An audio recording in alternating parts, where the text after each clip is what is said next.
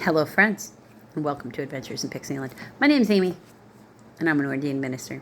We're in Bible study. We are in Deuteronomy. We're in the NIV, and we're in Deuteronomy, chapter 2. It's going to sound familiar, just like I said at the beginning of chapter 1. It's going to sound familiar to you in some places, and that is because specifically some of the text was lost, and they had to rewrite. But then later they found. So then they had both. But there are differences, some of which I stopped and pointed out in Deuteronomy chapter 1. If you were interested in knowing what those were, you're going to have to go watch that video. Yeah. Let's jump in. Wanderings in the desert. Then we turned back and set out towards the desert road along the Red Sea, that is the Reed Sea, which is a different location, as the Lord had directed. For a long time we made our way in the hill country of Seir. Then the Lord said to me, "You have made your way around this hill country long enough. Now turn towards the north. Give the people these orders. You are about to pass through the territory of your brother's descendants of Esau, who live in Seir. They will be afraid of you, but be very careful.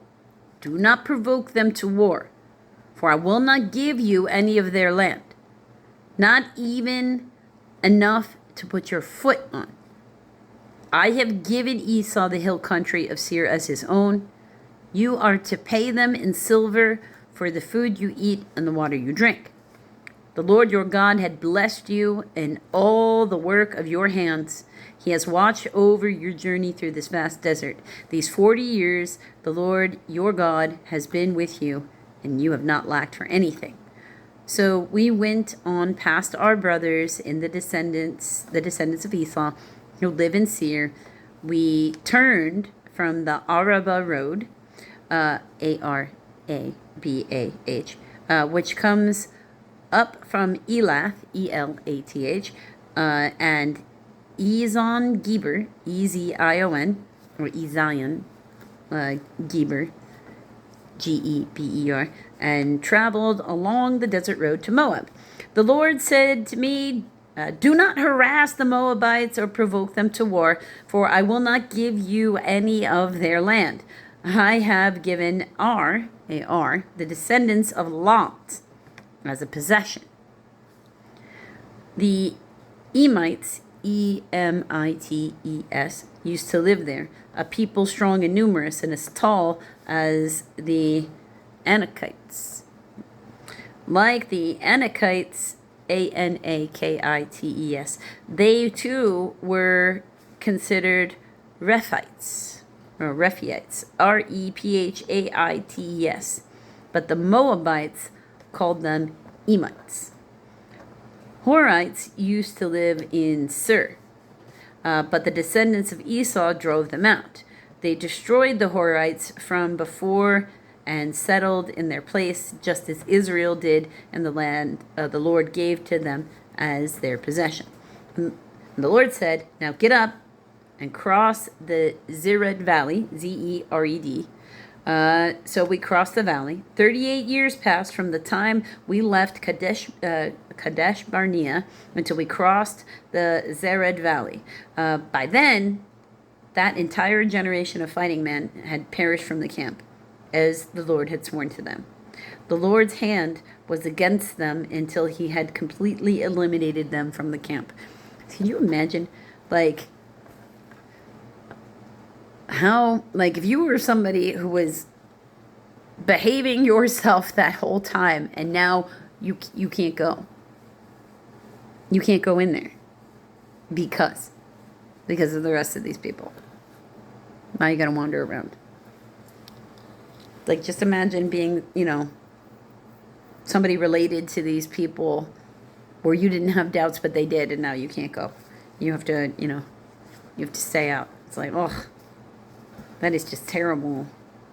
Unless they all had doubts, in which case that's why they all didn't get to go.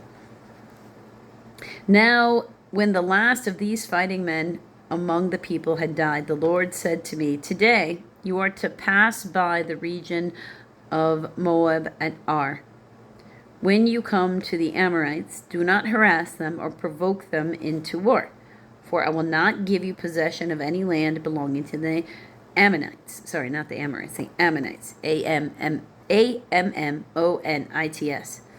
I have given it as a possession to the descendants of Lot.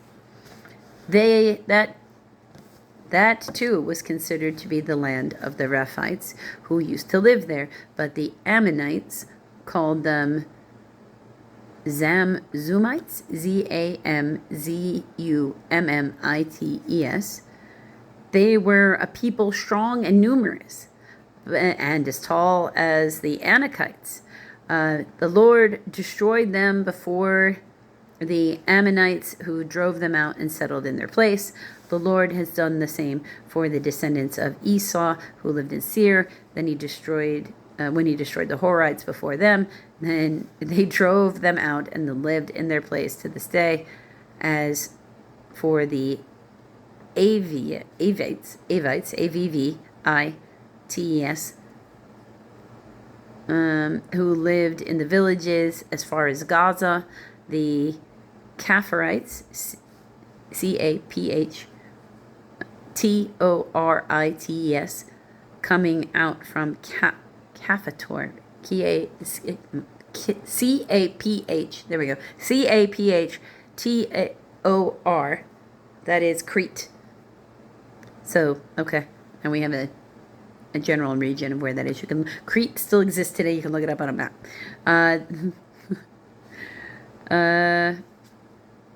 Caphator destroyed them and settled in their place. Okay, so people from Crete destroyed one set of people. Like the Jewish people were like, hey, we did not destroy those people. That was totally those people from Crete. We're not taking credit there. Defeat of Sihon, king of Heshbon. Set out now and cross the Arnon Gorge, Arnon. See, I have given into your hand Sihon, Sion, the Amorite, king of Heshbon, and his country. Begin to take possession of it and engage him in battle. This very day I will begin to put the terror and fear of you on all the nations under heaven. They will hear reports of you and will tremble and be in anguish because of you. From the desert of Kedemoth, Kedemoth, I sent messengers to Sihon, king of Heshbon, offering peace and saying, let us pass through your country. We will stay on the main road.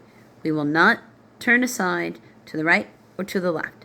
Sell us food to eat and water to drink for the price in silver. Only let us pass through on foot, as the descendants of Esau who live in Seir and the Moabites who live in Ar did for us, until we crossed the Jordan into the Lord our land, our God, the Lord our God is giving us. And I don't quite remember them just letting them pass in the previous book, but that's okay. But Sihon, king of Heshbon, refused to let us pass through.